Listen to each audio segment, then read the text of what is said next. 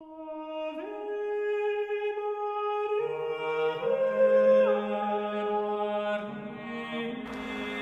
sommes en 1213.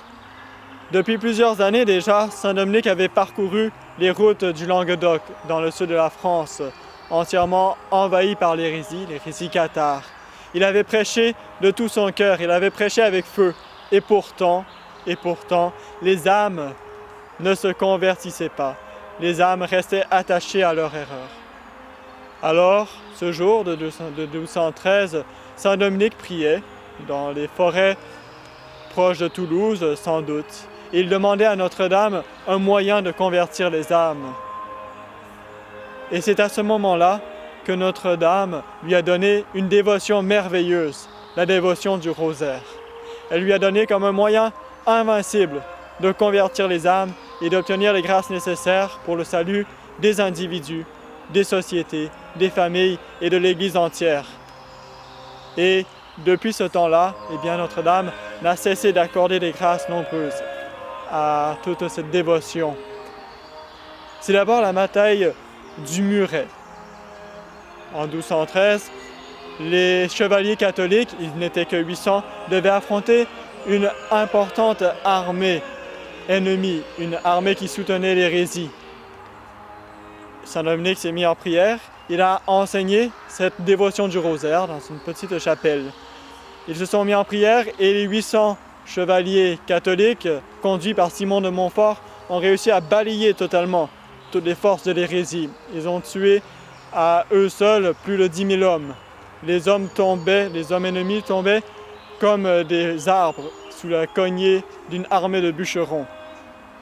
Et après, c'est la bataille de Lépante, par exemple, sous le pape Saint Pie V, où une armée catholique inférieure en nombre, une flotte catholique plus exactement, a réussi à repousser la flotte musulmane qui risquait d'envahir l'Europe. Et puis ensuite, c'est Fatima, où Notre-Dame recommande deux choses principales, les 5 premiers samedis du mois, et puis aussi le chapelet. Le chapelet, 5 dizaines, bien comme il faut, tous les jours, pour obtenir toutes les grâces nécessaires. Et un peu plus tard, c'est au Brésil, nous sommes en 1964, et un président communiste avait réussi à prendre le pouvoir. Il risquait de soumettre le Brésil entier à cette dangereuse erreur. Et alors, par milliers, des femmes sont sorties, des femmes brésiliennes, des femmes catholiques, toutes simples. Elles ont réussi à obtenir de Notre-Dame cette victoire qui semblait humainement absolument impossible.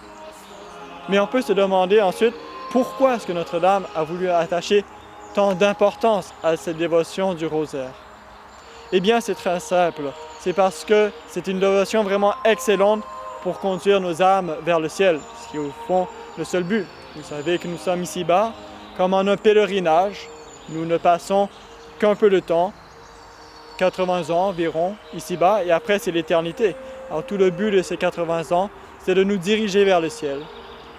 Et le rosaire est un moyen excellent pour y arriver. Parce qu'en fait, pour atteindre notre but, il faut deux choses. Il faut d'abord connaître notre but, et ensuite avoir la force de marcher. C'est comme dans tout voyage humain, dans un pèlerinage.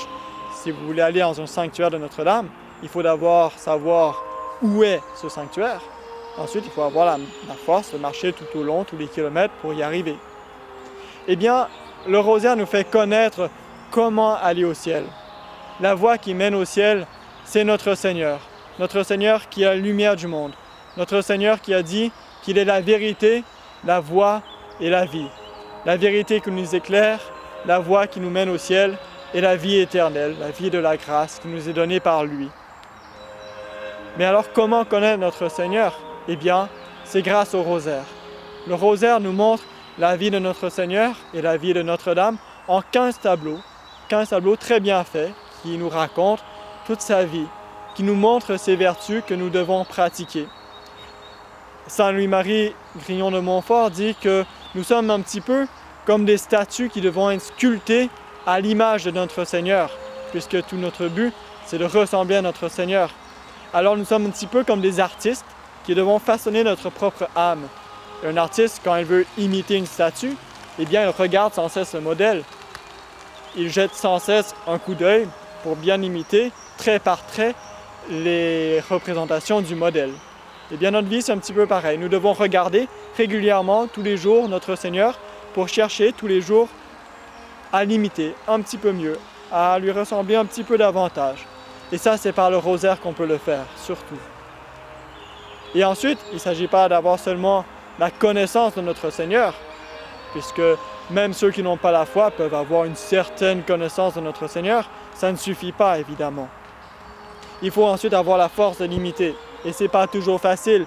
Le démon nous tente sans cesse. Et nous avons en nous un ennemi intérieur, la chair, qui cherche sans cesse à nous entraîner vers le bas. Et puis il y a le monde qui nous entraîne dans la voie du démon. Alors comment faire pour avoir ces grâces? Eh bien, c'est par la prière. Et là aussi, par la prière du rosaire. La prière du rosaire a une efficacité toute particulière. Elle est composée principalement de deux choses, le Notre Père et le Je vous salue Marie. Le Notre Père, c'est la prière que notre Seigneur lui-même a donnée. Et par conséquent, c'est vraiment une prière parfaite, puisqu'il nous a été révélé par le Verbe de Dieu. Dans Notre Père, nous demandons tout ce qu'il nous faut pour aller au ciel. Nous demandons la gloire de Dieu, nous demandons que sa volonté soit faite, que son règne se répande sur la terre. C'est les demandes principales. Et ensuite, nous demandons les moyens qu'il faut y arriver. Les grâces nécessaires, le pain quotidien, surtout le pain de la Sainte Eucharistie. Nous demandons d'être préservés du mal, d'être pardonnés aussi.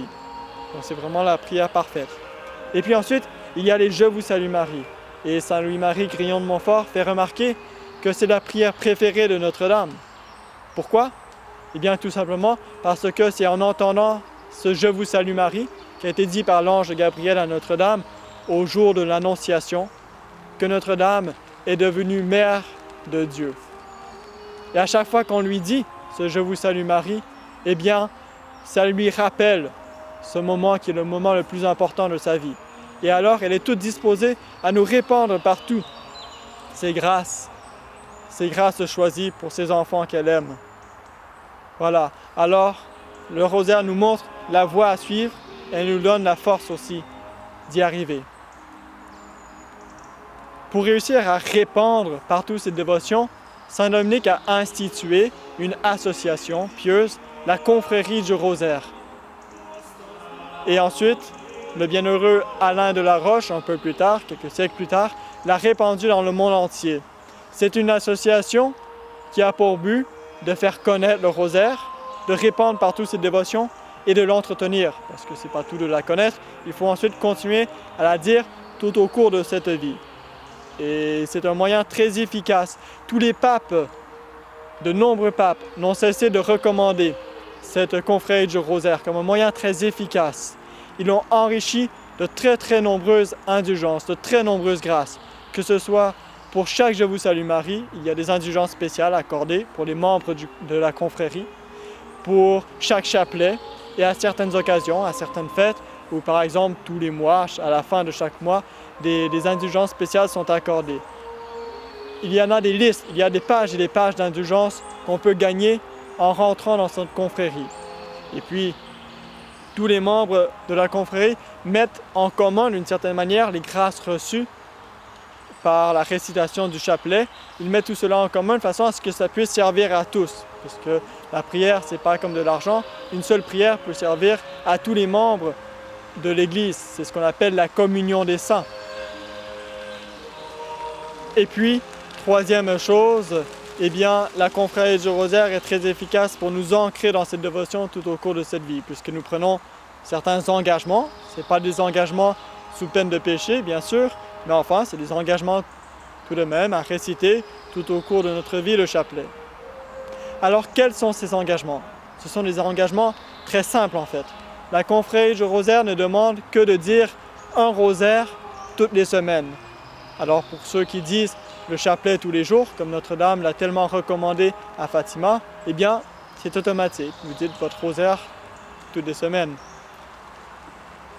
C'est donc une confrérie qui est très facile et qui obtient de nombreuses grâces. C'est une confrérie qui a été qui est entretenu par les dominicains, puisque c'est Saint Dominique, le fondateur des dominicains, qui a reçu des mains de Notre-Dame le chapelet, et bien, qui l'a institué. Elle a été répandue ensuite par le bienheureux Alain Laroche, qui est un dominicain, et ensuite, tout au cours de l'histoire, elle a été répandue partout par l'ordre des frères prêcheurs, par l'ordre des dominicains. Alors, eh bien, n'hésitez pas à rentrer dans cette confrérie. Notre-Dame est apparue à la rue du Bac il y a quelques siècles avec de nombreuses grâces. Elle tendait ses mains vers la terre qui était sous elle et il y a des rayons qui sortaient de ses doigts, des rayons lumineux qui représentaient toutes les grâces que Notre-Dame voulait donner aux âmes. D'ailleurs, vous voyez ici Notre-Dame représentée comme elle était à la rue du Bac, avec des rayons descendant de ses mains vers la terre. Ce sont les grâces qu'elle veut nous accorder, qu'elle veut accorder à la terre entière. Or, certains de ces rayons sont sombres. Pourquoi? Eh bien, elle a expliqué que ce sont les grâces qu'elle voudrait nous donner, mais qu'elle ne peut pas nous donner dans le plan de Dieu parce qu'on ne les demande pas. Ces grâces, il faut les demander. Notre-Dame veut qu'on demande ces grâces. Elle veut que vous rentriez dans cette confrérie du Rosaire pour recevoir d'elle tous ces trésors de grâce qu'elle ne demande qu'à donner aux âmes, à vous donner, à vous, à vos familles, à votre pays, à l'Église entière.